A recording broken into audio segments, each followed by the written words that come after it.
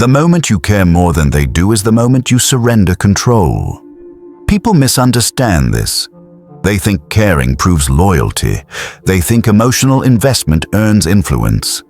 It does the opposite. The more you need an outcome, the less power you have in shaping it. Most people don't struggle because they lack intelligence.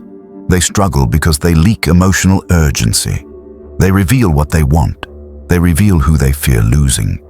They reveal what they cannot walk away from. The moment that becomes visible, negotiation ends.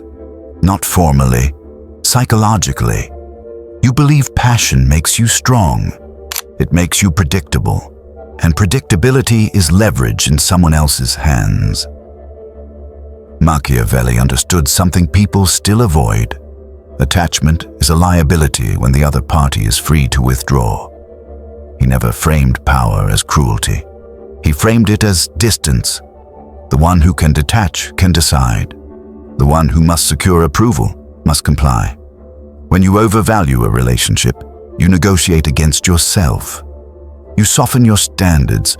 You tolerate subtle disrespect. You delay confrontation. Emotional behavior creates weakness. Weakness invites testing. Detachment creates clarity. When you do not need the response, you can observe it. When you are not chasing reassurance, you can measure consistency. Clarity reveals imbalance, and once imbalance is visible, leverage forms. Leverage is rarely loud. It is the quiet understanding that you can leave, that you can say no, that your stability does not depend on their validation. That knowledge changes your posture. Control shifts without announcement. You repeat this pattern across environments. In friendships, the one who fears abandonment invests more. In business, the one desperate for the deal concedes first. In romance, the one who seeks reassurance texts twice. Emotional urgency signals dependence. Dependence invites pressure. Detach slightly, not theatrically. Internally, you begin to notice timing, tone, micro-hesitations.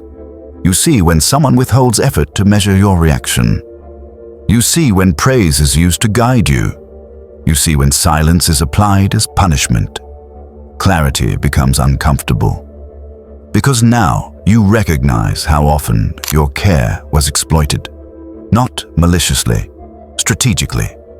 From clarity comes leverage. You reduce availability. You delay response. You stop over-explaining. The dynamic recalibrates.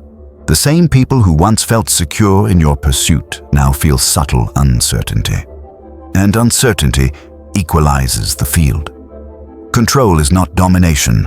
It is emotional non-reactivity. When you care less about being liked, you are harder to manipulate. When you do not chase closure, you are harder to provoke. When you do not reveal your fears, they cannot be used. This unsettles people. They accuse you of changing. They say you are distant. They say you are colder. What they mean is that you are less compliant. Your predictability benefited them. Your eagerness reassured them. Your emotional transparency made you manageable. Now there is friction. Because detachment removes their leverage, people prefer you invested. Invested people are easier to steer.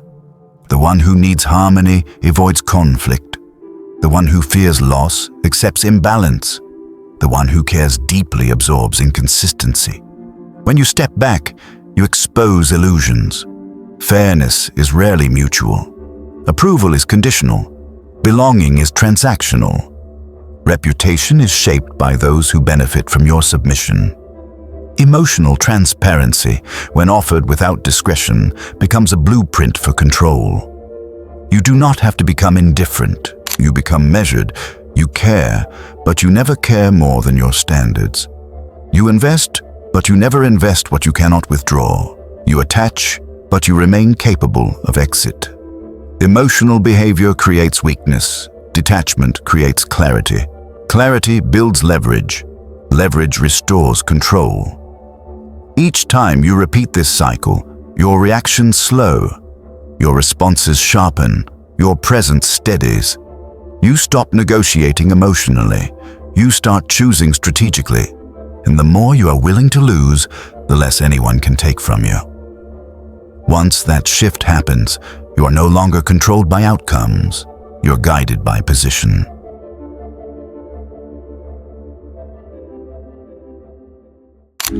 Thanks for spending time with us. If this sparked a new way of thinking, hit like and subscribe to keep the ideas flowing. And don't forget, check the description for the links to the resources and the original books we used today.